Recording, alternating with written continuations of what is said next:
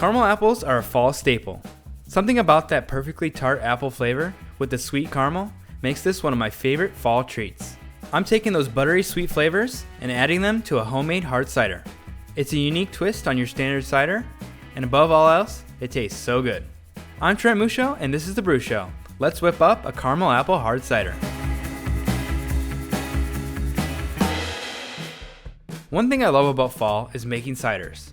Compared to something like beer, they're very beginner friendly and simple to make.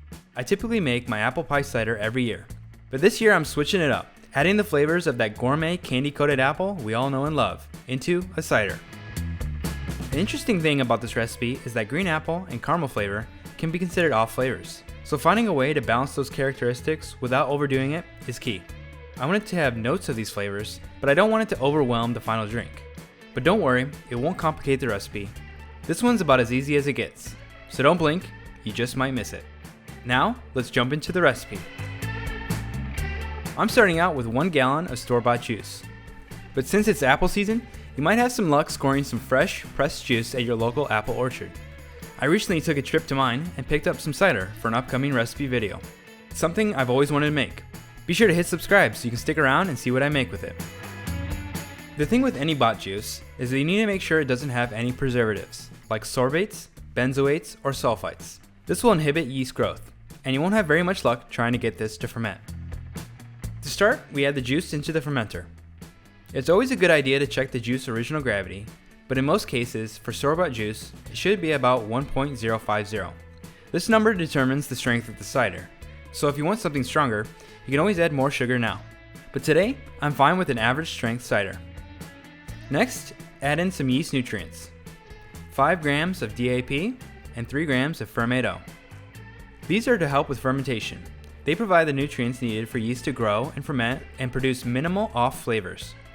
If you only find one or the other, that's totally fine. Any nutrient is better than none. Finally, add in the yeast. I'll try my best with this one. Red Star Cote de Blanc.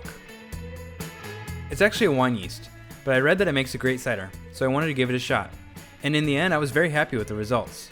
I'll definitely be using it again. Now just pop on the top, mix it up, and add an airlock. Set it and forget it for 1 week at 69 degrees. After 1 week, fermentation activity stopped. So I took a final gravity reading, which was 1.004, meaning this one comes in at 6% ABV. We officially have cider. I also took a taste. It was dry and crisp with a tart finish, which to me tastes just like a Granny Smith apple. If you prefer more sweet ciders, you can always stabilize and back sweeten, but today I'm keeping it dry. Now it's time to add in that caramel flavor, and for that I'll be adding in a caramel extract. You could make actual caramel sauce, but it often has a fat in it, like butter, which could negatively affect the outcome of your cider. Also, unless we stabilize the cider, the sugar we add would just ferment out. I'm keeping it easy and sticking with extract, something light that won't taste artificial or overly sweet. But just a warning, you'll need to be precise here, because if you overdo it, there's no going back. To get that perfect amount, I dosed different amounts of extract using a pipette into 25 milliliters of cider, and then gave them a taste. After a bit of experimenting, I found the right dose and then just scaled it up for the whole batch. For me, with this specific extract, I used about 25 milliliters in 1 gallon of cider.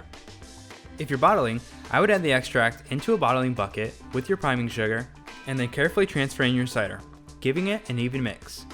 Then just rack the liquid into your bottles. Cap them and set them for 2 weeks to build pressure.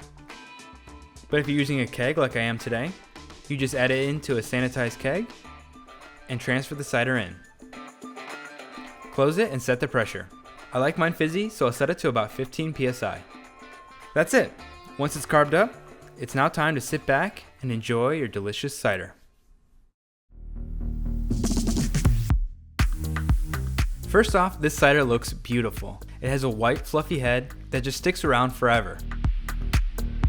I'm not exactly sure what led to this, but I'm loving how it's looking. And it also came out rather clear. If I were to let this sit for another week, it probably would clear up even more. On the aroma, I get a hint of warm caramel that's followed by a crisp apple scent. And when I take a sip, it's immediately a sharp, tart green apple flavor, and a dry finish that's just ever so kissed with the caramel flavor. It really is fantastic, It's just balanced well together, and I'm really glad that I didn't add more extract because this is plenty. Restraint is the key. I could easily see wanting to back sweeten this to make this more sweet, like an actual caramel apple. But to me, the tartness just cuts that bittersweet caramel flavor and makes this much more crisp and easier to drink. But I'm a fan of dry ciders, so feel free to do what you like. I think this drink shines best when you take a sniff, immediately followed by a sip. It really highlights those caramel notes and brings all those fall flavors to life. Just perfect for the season. Give me a campfire, a trip out to the mountains, some of this caramel hard cider, and I'm a happy man. Cheers and happy brewing!